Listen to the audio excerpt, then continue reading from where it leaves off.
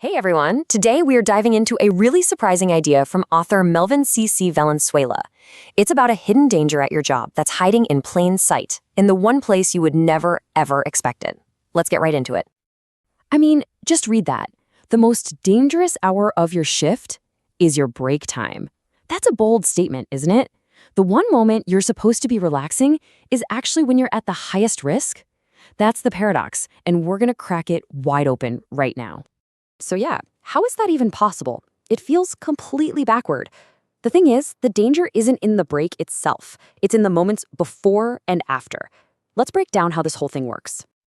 It all comes down to something Valenzuela calls the vulnerability gap. Think of it like a temporary black hole that opens up in the system right as you're transitioning to your break. It's a window of opportunity where everything can go wrong.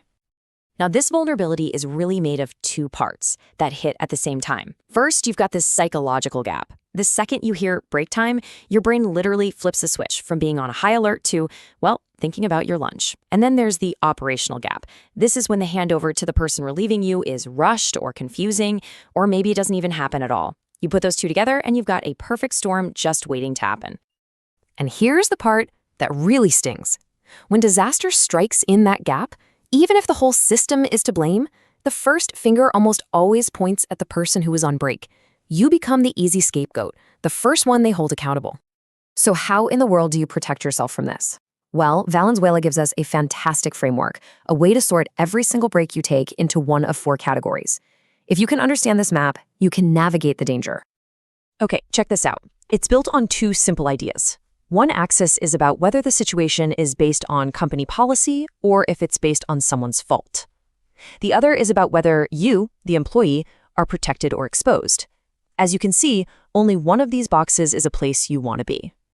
This is category A, the real rest. This is the goal. It's the gold standard and the only break that actually keeps you safe. What makes it a real rest? Well, there's a formal handover of duties. Responsibility is completely transferred to someone else. And this is huge, your break is unpaid. Legally speaking, if you're not on the clock, you are off duty. You have zero obligations. This is basically your career insurance policy. Okay, so that's the ideal. Now, let's flip the coin and look at the danger zones. We're diving into categories B and C. And honestly, this is where most people get into serious trouble and where careers get absolutely destroyed. Let's talk about category B, the fake break. And oh man, this one is everywhere. It's when you're told just eat your lunch at your post, or you have to keep your radio on just in case.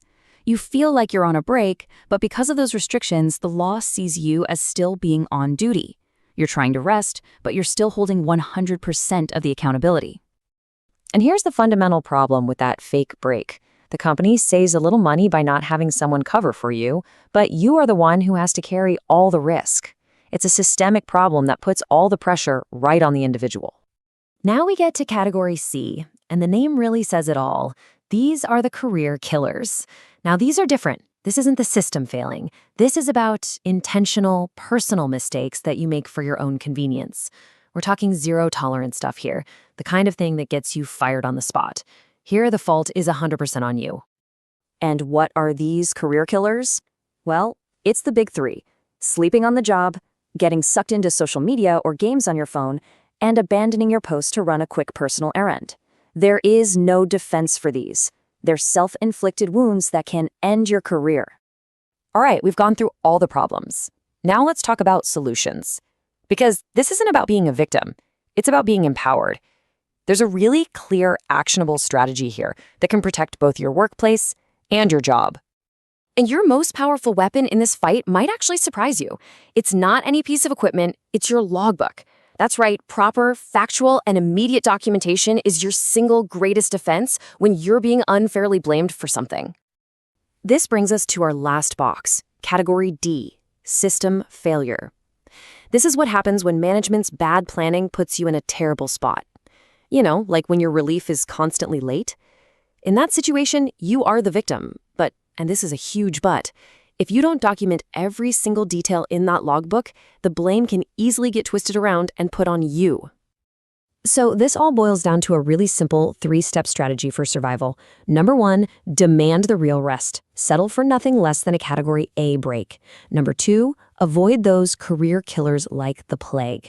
And number 3, document every single system failure. That's it. That's your non-negotiable action plan. And in the end, Valenzuela leaves us with this thought. Protecting yourself isn't about dodging work or being lazy. It's about professional integrity. It's about holding yourself and your company to a higher standard. So I want to leave you with a really critical question. Think about your own job. Think about your last shift. Which break category are you actually in most of the time? Because knowing the answer to that, that's the first step to making sure your career is safe.